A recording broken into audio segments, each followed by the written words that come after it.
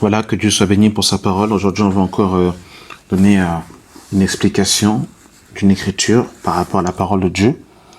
Alors, on va prendre, bien aimé dans le Seigneur, le livre de Galates chapitre 3. On va rentrer dans le vif du sujet et par la grâce de Dieu, on va essayer de comprendre la pensée des Écritures. Qu'est-ce que l'apôtre Paul a voulu nous faire comprendre lorsqu'il dit qu'en Christ, il n'y a ni juif ni grec.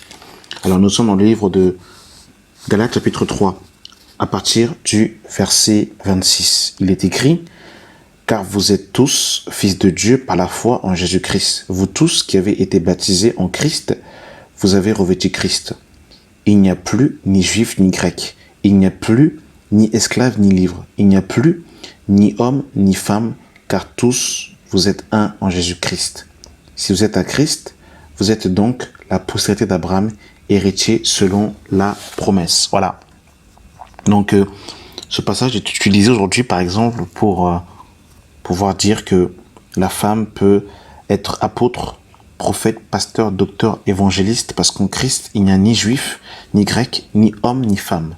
Qu'est-ce que ça veut dire? On va essayer de comprendre un peu, parce que vous savez, quand on coupe un verset et qu'on l'isole, et qu'on en fait une doctrine, on peut faire dire à la Bible ce qu'elle n'a pas dit, on peut lui faire dire tout et n'importe quoi, sans pour autant considérer la conduite de la pensée que l'apôtre Paul est en train d'évoquer. Il faut comprendre une chose déjà.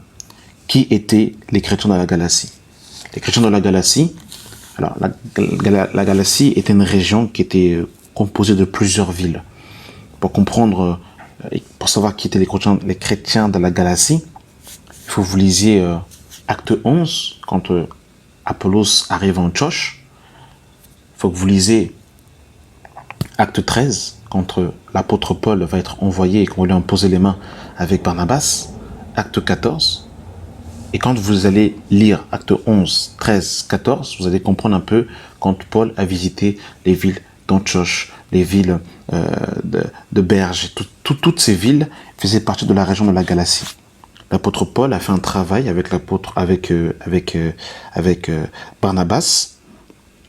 Il a prêché l'évangile, il a prêché la parole, et après son départ, des faux frères se sont introduits et ont détourné les chrétiens de la Galatie de l'évangile, du salut qui s'obtient exclusivement par le sacrifice de Christ. Littéralement, ils ont abandonné la loi de Moïse, ils ont abandonné Christ, pour revenir à la loi de Moïse.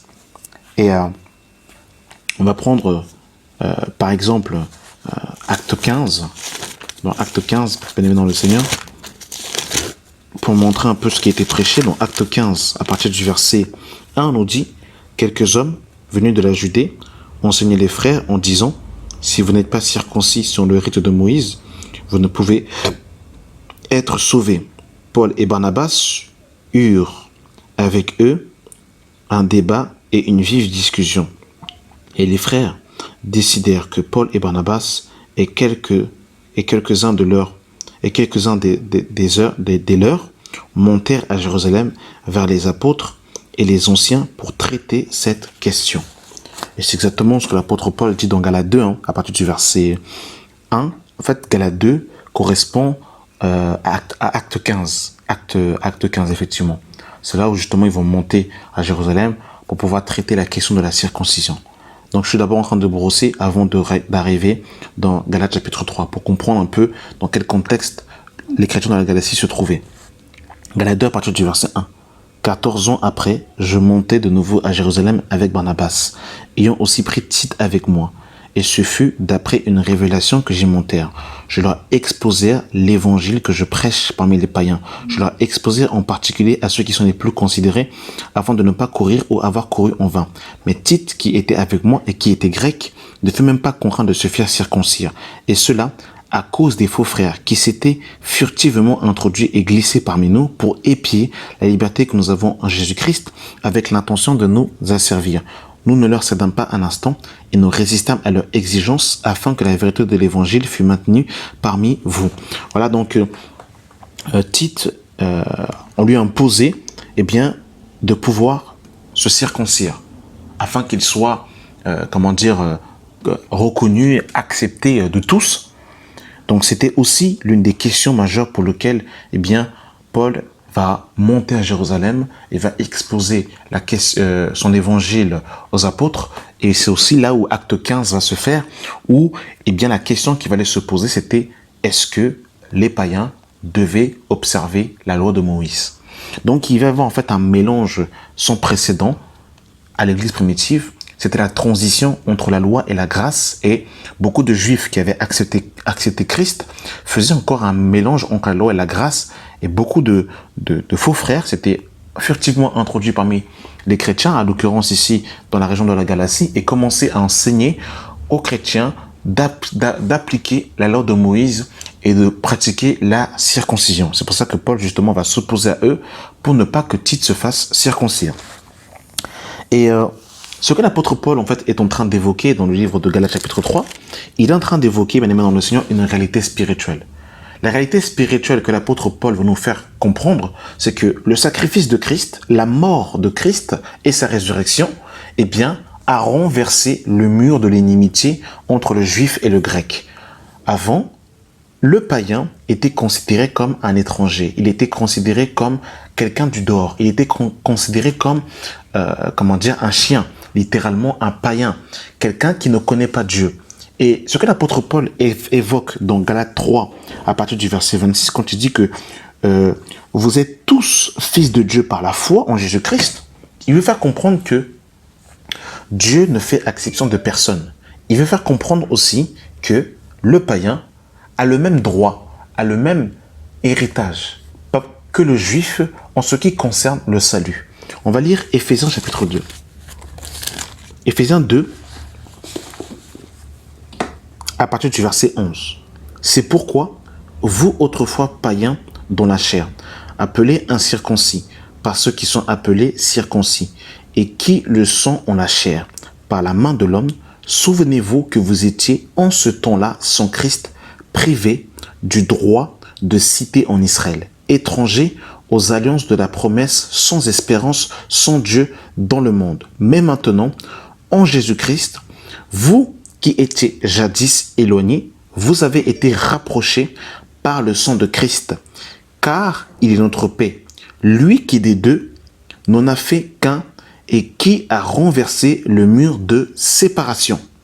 C'est bien aimé dans le Seigneur parce que c'est super important ce que l'apôtre Paul est en train de dire ici, et c'est ce qu'il est en train d'évoquer dans Galates 3, à partir du verset 26. L'inimitié ayant anéanti par sa chair la loi, les ordonnances dans ses prescriptions, afin de créer en lui, avec les deux, un seul homme nouveau, en établissant la paix et de la réconciliation l'un et l'autre, en un seul corps avec Dieu par la croix, en détruisant par elle l'inimitié. Il est venu annoncer la paix à vous qui étiez loin et la paix à ceux qui étaient près. Car par lui, nous avons les uns les autres accès auprès du Père dans un seul esprit. Dans un seul esprit. C'est pour ça, bien aimé dans le Seigneur, quand il dit dans un seul esprit, c'est pour ça dans Galates 3, à partir du verset 26, il va dire « Car vous êtes tous fils de Dieu par la foi en Jésus-Christ, vous tous qui avez été baptisés en Christ. » Et vous allez voir que vous tous qui avez été baptisés en Christ, c'est la même chose que vous tous qui avez été baptisés dans un seul esprit. On le verra par la suite.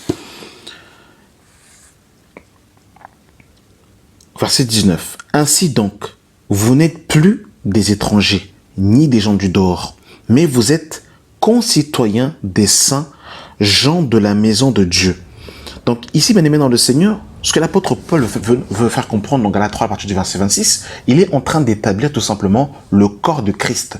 Que Christ est le ministère de l'Esprit, Christ est le ministère de la nouvelle alliance, de la grâce, et que par Christ, il n'y a plus ni juif, il n'y a plus ni grec, il n'y a plus ni homme, il n'y a plus ni femme, il n'y a plus ni libre ni esclave, mais nous sommes tous un en Jésus-Christ. Là, ici, il n'est pas question du ministère, mais il est question de notre position en Jésus-Christ. Il est question de notre identité en Jésus-Christ, que nous formons tous un en Jésus-Christ et que nous avons tous le même droit, parce que nous sommes tous égaux en ce qui concerne le salut. On va prendre un autre passage dans le livre de 1 Corinthiens, chapitre 14. 1 Corinthiens, chapitre 12, autant pour moi. 1 Corinthiens, chapitre 12, à partir du verset 12. Car comme le corps est un et a plusieurs membres, et comme tous les membres du corps, malgré leur nombre, ne forment qu'un seul corps, ainsi en est-il de Christ. Nous avons tous en effet été baptisés dans un seul esprit pour former un seul corps, soit juif, soit grec, soit esclave, soit libre, et nous avons tous été abreuvés d'un seul esprit. Amen. Donc là, bien-aimés dans le Seigneur, on comprend que c'est la même pensée que l'apôtre Paul est en train d'évoquer. Il est question du corps de Christ. Ça n'a rien à voir avec le ministère, ça n'a rien à voir avec ici le fait d'être apôtre, d'être prophète, d'être docteur, d'être évangéliste, d'être pasteur, d'être diacre. Ça d'abord avant tout par rapport au corps de Christ. Ça n'a rien à voir avec le ministère d'être apôtre. On ne peut pas prendre le passage de Galates 3 à partir du verset 26 pour établir une femme pasteur en disant qu'il n'y a plus ni juif ni femme, il n'y a plus ni homme ni femme. Ça n'a rien à voir, bien aimé dans le Seigneur. Regardez encore ce que l'apôtre Paul dira dans le livre de Colossiens. Colossiens chapitre 3 à partir du verset 11. Il n'y a ici ni grec, ni juif, ni circoncis, ni incirconcis, ni barbare, ni scythe, ni esclave, ni libre, mais Christ qui est tout en tous. Mais Christ qui est tout en tous. Il est question du corps de Christ. Il est question du mur de l'inimitié qui a été renversé par l'œuvre de la croix et qui des deux, Christ en a fait un seul, de ceux qui étaient près, de ceux qui étaient éloignés. Il a renversé le mur de l'inimitié afin de créer en lui un seul corps, juif et grec, esclave, libre, hommes, femmes, juifs, grecs, eh bien, nous faisons un seul corps. Nous avons été baptisés d'un seul esprit. Nous avons été baptisés en Christ pour former un seul corps. Voilà ce que l'apôtre Paul est en train de dire tout simplement, bien aimé dans le Seigneur. Il est en train ici d'établir une vérité spirituelle qui est la conséquence de la mort et de la résurrection de l'œuvre de la croix. Qu'il n'y a plus de barrière. Qu'il ne fallait pas exclure les païens au détriment de la loi de Moïse. Parce qu'en vérité, aujourd'hui, par Jésus-Christ, le juif et le grec ont les mêmes droits. Et on ne peut pas exalter le juif au détriment du grec. Parce que Christ est venu renverser le mur de l'inimitié. Il disait cela par rapport aux problèmes qu'il y avait dans la région de la Galatie. Parce que les païens étaient mis de côté. Même malheureusement, l'apôtre Pierre va tomber dans le piège où il va s'esquiver et ne plus marcher avec les païens, pardon. Il va manger avec les païens, et quand les juifs vont venir, il va s'esquiver, il va partir avec les juifs. Et c'est pour ça que l'apôtre Paul va le reprendre publiquement dans Galates chapitre 2. Donc vous voyez, bien aimé dans le Seigneur, ça n'a rien à voir avec le ministère. Et d'ailleurs, ni juif, ni homme, ni femme, bien sûr qu'il existe des hommes et des femmes. Sinon l'apôtre Paul ne dirait pas, Marie, aimez vos femmes comme Christ aimait l'Église. Femmes, soyez soumises à vos maris, comme l'Église est soumise à Christ. Donc bien sûr qu'en Christ, il y a des hommes, il y a des femmes. La femme a son rang qu'elle doit occuper en Jésus-Christ, et l'homme aussi a son rang qu'il doit occuper en Jésus-Christ. Souvenez-vous de 1 Corinthiens chapitre 11, où l'apôtre Paul dira que l'homme est le chef de la femme, que l'homme est la gloire de Dieu et que la femme est la gloire de l'homme. Ça, c'est une réalité spirituelle qui ne peut pas être refutée.